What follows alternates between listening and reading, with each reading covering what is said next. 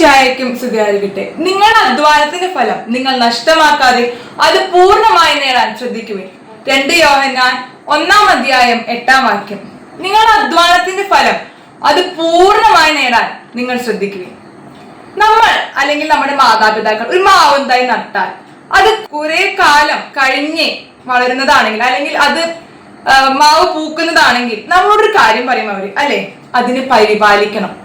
അതെ, അതുപോലെ തന്നെയാണ് നമ്മൾ ഒരു കാര്യം ചെയ്ത് അത് പൂർത്തീകരിച്ച് നമുക്ക് അതിന്റെ ഫലം നമുക്ക് കിട്ടാതെ പോയാൽ നമ്മൾ ഒരാളെ ഏൽപ്പിച്ച് പറയുന്നതും ഇത് തന്നെയാണ്, അതിനെ പരിപാലിക്കണം. ഈശോ വചനത്തിൽ ഉടനീളം പറയുന്ന ഒരു കാര്യമുണ്ട്. ദൈവരാജ്യം വയലിൽ വിതയ്ക്കപ്പെട്ട വിത്തിന് സദൃശ്യമാണ്.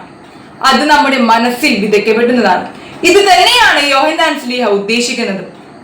നമ്മുടെ മനസ്സിൽ ഒരു വിത്ത് വിതച്ചു കഴിഞ്ഞാൽ അത് ഫലം നമ്മൾ മറ്റുള്ളവരിലേക്കും പകർന്നു കൊടുക്കണമെന്നാണ് ഈ വചനത്തിലൂടെ നമുക്ക് മനസ്സിലാക്കാൻ സാധിക്കുക.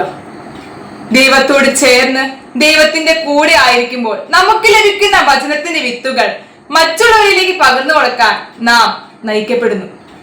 നമ്മളെ അയക്കാൻ വേണ്ടിയാണ് ദൈവം നമ്മളെ സൃഷ്ടിച്ചിരിക്കുന്നത്.